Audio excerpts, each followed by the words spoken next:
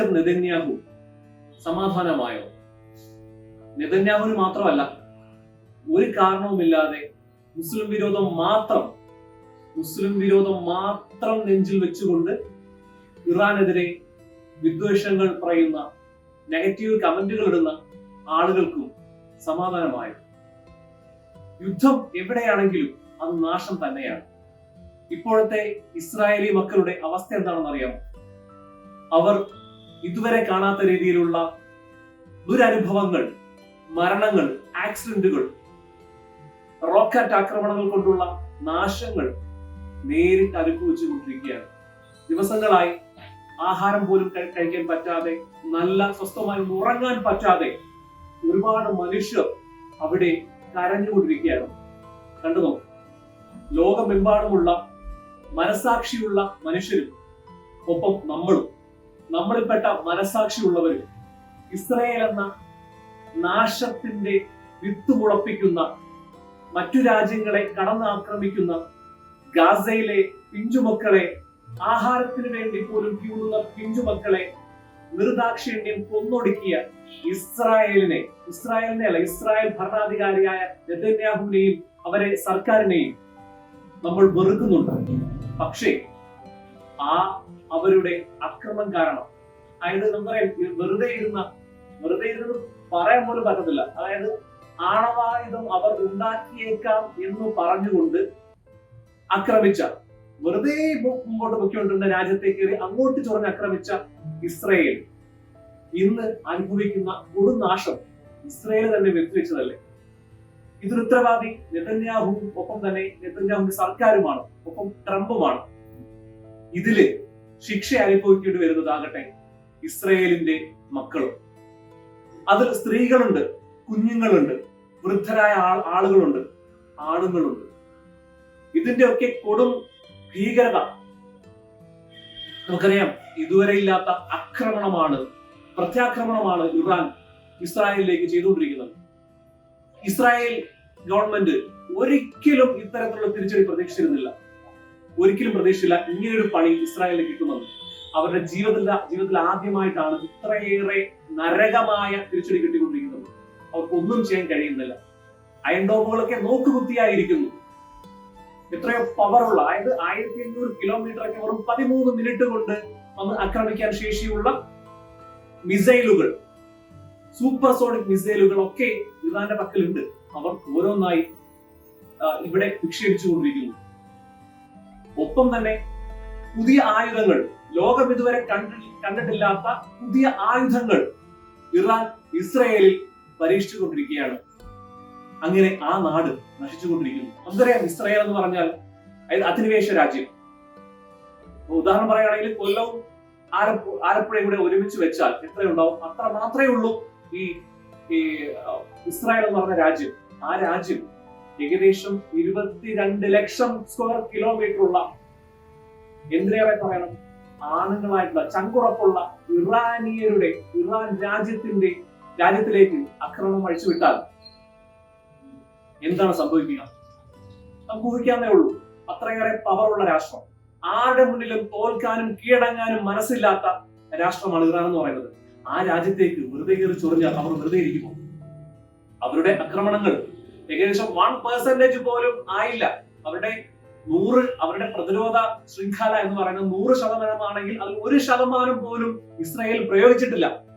അങ്ങനെയുള്ളപ്പോൾ ഇസ്രായേലിന്റെ അവസ്ഥ ഇങ്ങനെയാണെങ്കിൽ അവരുടെ 10% പോലും ആവുന്നതിന് മുമ്പ് ആ രാജ്യം, എന്തിനാ 10 അല്ല, വെറും 2% ആവുന്നതിന് മുമ്പ് ആ ഇസ്രായേൽ എന്ന് പറയുന്ന ആ ചെറിയ രാജ്യം ചരിത്രമായി മാറും. ചരിത്രത്തിന്റെ ഭാഗമാവും. ഇസ്രായേൽ എന്ന രാജ്യം ഉണ്ടായിരുന്നു എന്ന അവസ്ഥയിലേക്ക് മാറ്റാൻ ഇറാന് വെറും 15 മിനിറ്റ് മതി എന്നാണ് പറയപ്പെടുന്നത്. അത്രയേറെ പവറുള്ള രാജ്യമാണ് ഇറാൻ. അത് അറിഞ്ഞിരുന്നില്ല. ഇപ്പൊ ലോകം കണ്ടുകൊണ്ടിരിക്കുന്നു. ഇപ്പൊ ഇസ്രായേൽ അമേരിക്കയുടെ സഹായം ചോദിച്ചുകൊണ്ടിരിക്കുകയാണ്. എങ്ങനെയെങ്കിലും ഞങ്ങളെ സഹായിക്കും. അയൺ ഡോമുകളൊക്കെ നോക്കുകുത്തികളാക്കിക്കൊണ്ട്, അതായത് അയൺ ഡോമുകളെ കബളിപ്പിക്കുന്ന രീതിയിലുള്ള ടെക്നോളജി ഉപയോഗിച്ചുള്ള മിസൈലാണ് ഇപ്പോൾ വർഷിച്ചുകൊണ്ടിരിക്കുന്നത്. ഇനിയും അവരുടെ പക്കൽ ഒരുപാട് ആയുധങ്ങളുണ്ട്, മിസൈലുകളുണ്ട്. അതെല്ലാം കൂടി ഒന്ന് ഇടുകയാണെങ്കിൽ ഈ പറയുന്ന നമുക്ക് തന്നെ ചിന്തിക്കാവുന്നല്ലോ, ചെറിയൊരു രാജ്യത്തെ ഒരു 1000 മിസൈൽ ഒരുമിച്ച് വിക്ഷേപിച്ചാൽ തീർന്നു. ഇസ്രായേൽ എന്ന് പറയുന്ന രാജ്യം തരിപ്പണമായി ചരിത്രത്തിന്റെ ഭാഗമായി മാറും. അല്ലെ? ആ ഒരു അവസ്ഥയിലേക്ക് ഇസ്രായേലി രാജ്യം ഇന്ന് എത്തി നിൽക്കുന്നു. നമുക്ക് സങ്കടം വരും. നമുക്ക് ഇതൊക്കെ പറയാം. നമുക്ക് ഈ നെതന്യാഹുവിന്റെ ഇത്തരത്തിലുള്ള യുദ്ധ കൊതിയെ, പാവങ്ങളെ കൊന്നെടുക്കുന്ന രാക്ഷസ കൊതിയെ നമുക്ക് വിമർശിക്കാം, നമുക്ക് അയാൾക്കെതിരെ സംസാരിക്കാം.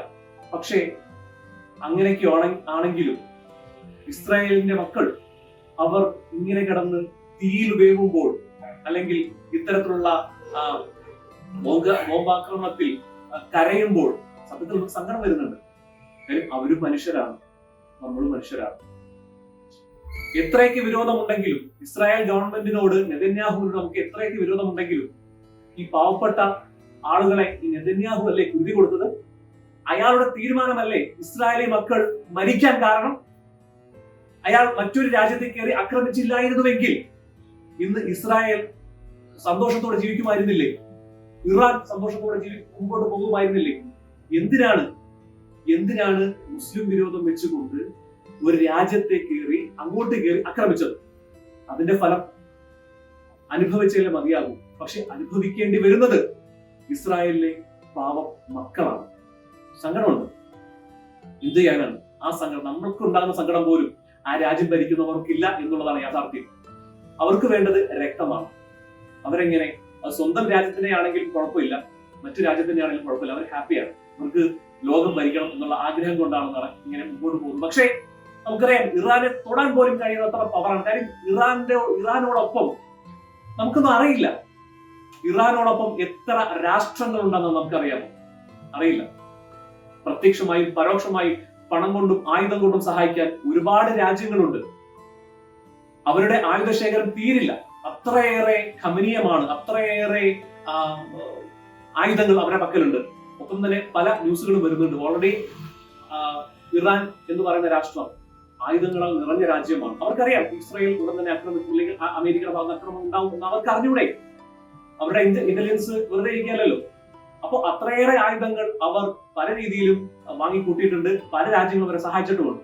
അമേരിക്കയോടും അതുപോലെ തന്നെ ഇസ്രായേലിനോടും പകയുള്ള എത്രയോ രാഷ്ട്രങ്ങളുണ്ട്. സഹകരിക്കുന്ന രാഷ്ട്രങ്ങൾക്ക് പോലും പകയാണ്, അല്ലെ? അവരൊക്കെ ഒരുപാട് രീതിയിൽ ഇറാനെ സഹായിച്ചിട്ടുണ്ട്. ഇറാന്റെ പക്കൽ അത്രയേറെ ആയുധങ്ങളുണ്ട്. ട്രംപിന്റെ ഭീഷണിക്ക് മുന്നിൽ മുട്ടുപടക്കാത്ത രാജ്യം ഇറാനല്ലേ? ട്രംപ് പറഞ്ഞു മര്യാദ കീഴടങ്ങാൻ, പോയി പണി നോക്കാൻ പറഞ്ഞില്ലേ? അമേരിക്കയെ എങ്ങനെ നേരിടണമെന്ന് ഞങ്ങൾക്കറിയാം. അതിന്റെ രുചി അമേരിക്ക അറിയുക തന്നെ ചെയ്യുമെന്നാണ് ഇറാന്റെ പരമോന്നത നേതാവ് അദ്ദേഹം പറഞ്ഞിരിക്കുന്നത്. തീർച്ചയായും ഇതൊക്കെ പറയുമ്പോഴും നമ്മുടെ ഉള്ളിന്റെ ഉള്ളിൽ വിഷമമാണ്. ഇതൊക്കെ വരുത്തി വെച്ച ചില ആളുകൾ അവർ സുഖിച്ചിരിക്കുന്നു. പക്ഷേ ആ രാജ്യത്തിലുള്ള പാവങ്ങൾ മരിച്ചുകൊണ്ടിരിക്കുന്നു. എന്തായാലും ഒന്ന് പറഞ്ഞ് നമുക്കിവിടെ ന്യൂസ് വൈൻഡപ്പ് ചെയ്യാം. യുദ്ധം എന്ന് പറയുന്നത് ഒരു കാലത്തും നല്ലതല്ല. അധിനിവേശം എന്ന് പറയുന്നതും ഒരു കാലത്തും നല്ലതല്ല. ഓരോ രാജ്യങ്ങൾക്കും അവരുടേതായ അവകാശങ്ങളുണ്ട്, അവരുടേതായ സംരക്ഷണമുണ്ട്. ആ രാജ്യങ്ങൾക്ക് വിട്ടുകൊടുത്തുകൊണ്ട് ലോക സമാധാനത്തിന് വേണ്ടി സന്തോഷത്തോടെ ജീവിക്കുകയാണെങ്കിൽ എല്ലാവരും ആ ഒരു സന്തോഷം ഉൾക്കൊള്ളുകയും അങ്ങനെ ജീവിക്കുകയും ചെയ്യില്ലേ? എന്തിനാണ് മറ്റൊരാളുടെ വീട്ടിൽ കയറി ചൊറിയാടിക്കുന്നത്? ഇത് കാണുന്ന ചില വർഗീയവാദികളായ ആളുകൾ നമുക്കിടയിലുണ്ട്. വർഗീയവാദികളായ മുസ്ലിം വിരോധം മാത്രം മനസ്സിൽ വെച്ചുകൊണ്ട് ഇസ്രായേലിനെ സ്നേഹിക്കുന്നവർ. അവർക്ക് ഇസ്രായേലിനോട് സ്നേഹമുള്ള കാര്യം അത് ഭയങ്കര വിറ്റ് വേറെണ്ണമുണ്ട്. ഇന്ത്യയുടെ ഏറ്റവും ക്ലോസ് ആയ ഒരു ഫ്രണ്ട് രാഷ്ട്രമാണ് ഇറാൻ എന്ന് പറയുന്നത്. ഇന്ത്യയെ സഹായിക്കുന്ന, ഇന്ത്യക്ക് പണമില്ലെങ്കിൽ എണ്ണ കടം തരുന്ന, ഇന്ത്യയെ എല്ലാ രീതിയിലും സഹായിക്കുന്ന ഒരു രാജ്യമാണ് ഇറാൻ എന്ന് പറയുന്നത്. അതുകൊണ്ടാണ് ഇന്ത്യൻ ഭരണകൂടം, പ്രധാനമന്ത്രി പോലും, അല്ലെങ്കിൽ ഇന്ത്യയുടെ ഭരണത്തിലിരിക്കുന്ന മന്ത്രിമാർ പോലും, വിദേശകാര്യ മന്ത്രിയായിട്ടുള്ള ആളുകൾ പോലും ഇസ്രായേലിന്റെ ആക്രമണത്തെ അപലപിക്കുകയും ഇറാനോടൊപ്പം ഞങ്ങൾ നിൽക്കുന്നു എന്ന് പറയുകയും ചെയ്തത് അതുകൊണ്ടൊക്കെയാണ്. പക്ഷേ ഇവിടെയുള്ള ചില ആളുകൾക്ക് വർഗീയത മനസ്സിലുള്ളത് കൊണ്ട് അവർ മുസ്ലിങ്ങളല്ലേ, മരിക്കപ്പെടട്ടെ, കൊല്ലപ്പെടട്ടെ എന്ന ആഗ്രഹം വെച്ച് നടക്കുന്ന ആളുകളാണ് കുറെ പേരുള്ളത്. അവർക്കൊരു ലോകം വിവരം എന്ന് പറയുന്ന സംഭവമില്ല. ഇന്ത്യൻ എക്കണോമിയോ GDP അല്ലെങ്കിൽ ഇന്ത്യയുടെ രാജ്യങ്ങൾക്കുടെ ഇടയിലുള്ള ബിസിനസ്സോ ഒന്നും അവർക്ക് അറിയില്ല. അവർക്ക് ആകെ അറിയാവുന്ന മുസ്ലിം വിരോധം മാത്രമാണ്. അത് വെച്ച് മുമ്പോട്ട് പോകുന്നു. ഇസ്രായേൽ ആകട്ടെ പാകിസ്ഥാനെ നല്ലപോലെ സഹായിക്കുന്നുണ്ട്. ആയുധങ്ങൾ മേടിക്കാനും കൊടുക്കാനും, പിന്നെ പണം കൊടുക്കാനും ഒക്കെ ഒരുപാട് രീതിയിൽ ഇസ്രായേൽ പാകിസ്ഥാനെ സഹായിക്കുന്നുണ്ട്. ഇന്നലെ തന്നെ കണ്ടില്ലേ ട്രംപ് എന്താ ചെയ്തത്? പാകിസ്ഥാന്റെ സൈനിക മേധാവിയെ വിളിച്ച് അവരെ വീട്ടിൽ വിളിച്ച് വിരുന്ന് കൊടുത്തു.